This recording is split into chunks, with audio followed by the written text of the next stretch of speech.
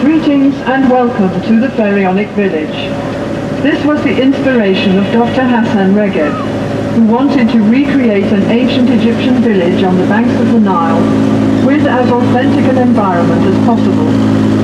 The village is surrounded by an extensive papyrus plantation, which not only reproduces the ancient surroundings, but also, along with the hundreds of trees which were planted around the village, provides an effective screen to isolate this glimpse of Egypt's ancient past from sights and sounds of modern life.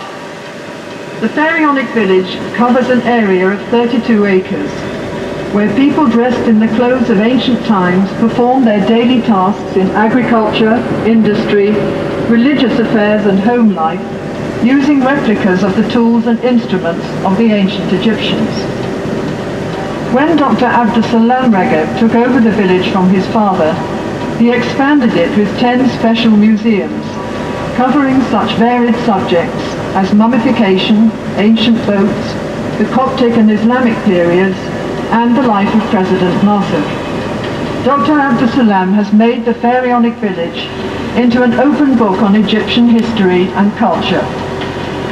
You are about to take a voyage back in time to the land of the pharaohs 4,000 years ago.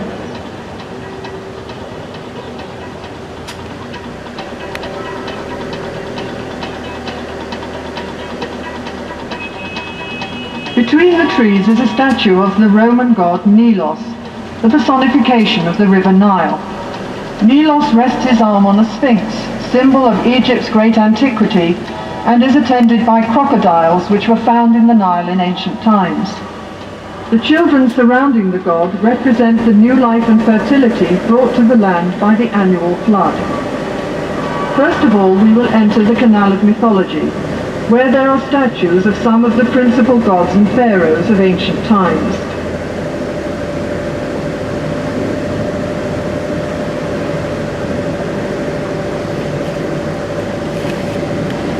The plant growing in the water here is papyrus, which was used by the ancient Egyptians for making paper. The modern name actually comes from the name of the plant.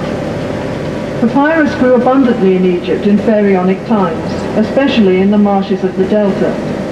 But it gradually disappeared after new methods of manufacturing paper were brought to this country from China in about 1000 AD. The ancient art of making paper from papyrus was lost until about 30 years ago, when Dr. Hassan Regeb started this papyrus plantation and rediscovered the art after many years of research. Papyrus was also used for making boats, mats and sandals, and the lower part of the stem was sometimes eaten as a vegetable. The papyrus plant was the symbol of Lower Egypt, the northern part of the country, while the lotus flower was the symbol of Upper Egypt. As well as being prized for its perfume, the lotus symbolized resurrection to the ancient Egyptians, because the flower opens when the life-giving sun is out and closes when the sun sets.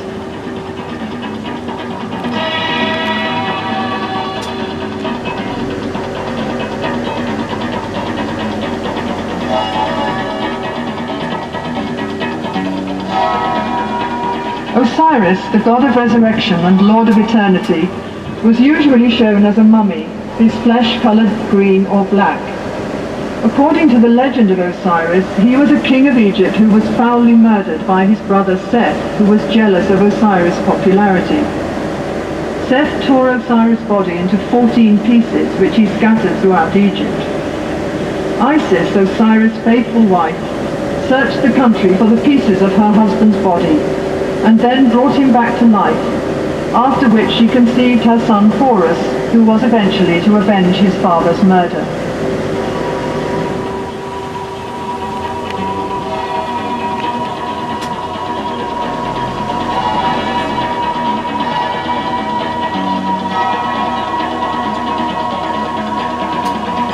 Isis, the sister and wife of Osiris, has her son Horus on her knee. Isis was worshipped all over Egypt as a mother goddess who typified the faithful wife and devoted mother. In the early centuries AD, the cult of Isis was taken to Europe by Roman soldiers who had served in Egypt. The most famous temple of Isis can be visited nowadays on the island of Philae at Aswan. Horus, the falcon god, in his earliest form was the god of aerial space, with the sun and moon as his two eyes. Later he was regarded as the son of Isis and Osiris, who avenged his father's death by fighting with his uncle Seth for the throne of Egypt. After many years of conflict, Horus was at last triumphant.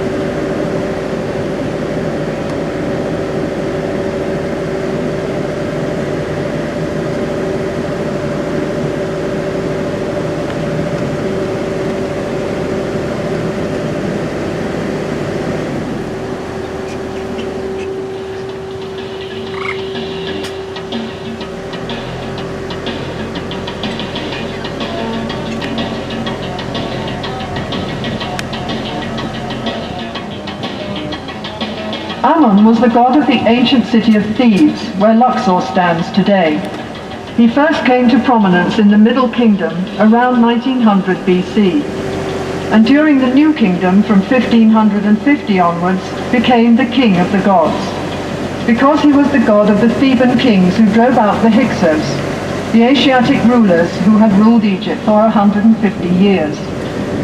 The largest ancient temple in the world, the Great Temple of Karnak in Luxor, was dedicated to the god Ammon. These weeping willow trees helped to create the ancient Egyptian atmosphere and screen the village from its modern surroundings.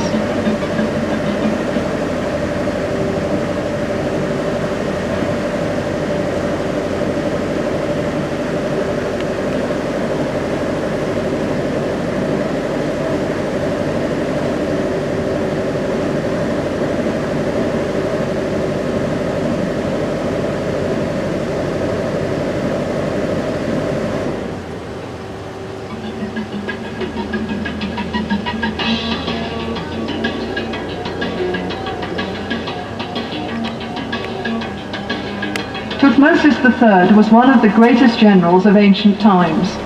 He succeeded to the throne of Egypt at about 8 years of age, but was supplanted by his stepmother, Queen Hatshepsut, who ruled as pharaoh for the next 22 years.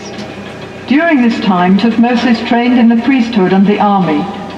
As pharaoh, he carried out 17 military campaigns in Western Asia and extended the frontiers of the Egyptian empire to their furthest limits. Standing in the water is a Nilometer, a gauge used by the ancient Egyptians to measure the rise of the annual flood, which occurred every summer. This enabled tax assessors to estimate the revenue from the grain harvest the following spring. Even in those days, farmers complained that they did all the work and the taxman got all the profit.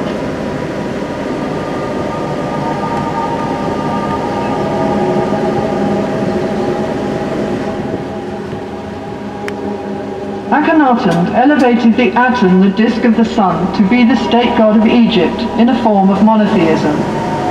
At the same time, he introduced a dramatic change of art style and built a new capital city in Middle Egypt. Akhenaten's beautiful wife, Queen Nefertiti, was a keen supporter of the cult of the Aten. After Akhenaten's death, the Egyptians returned to the old form of the religion during the reign of his successor, Tutankhamun, who was probably his son. Later pharaohs tried to wipe out all traces of Akhenaten's existence. इसके बाद यूसुफ अलैहिस्सलाम शुरू हो गए थे। ये fourth है ना, फोर्थ या फिफ्थ के बाद। Ramesses II had one of the longest reigns in ancient Egyptian history, as he was pharaoh for 67 years. In the 5th year of his reign, he fought a great battle against the Hittites from northern Syria. The battle was indecisive, both sides claiming victory, but it is certain that Ramesses' personal courage saved the Egyptians from defeat. 16 years later, the king signed a peace treaty with the Hittite leader Hattusilis II, which was the first recorded peace treaty in world history.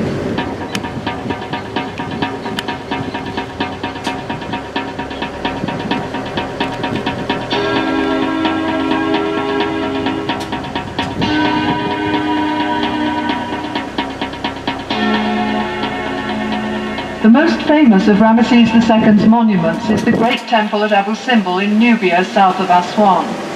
This magnificent building, with its famous colossal statues of the king, was cut entirely in the rock, along with the nearby temple of Ramesses' favorite queen, Nefertari.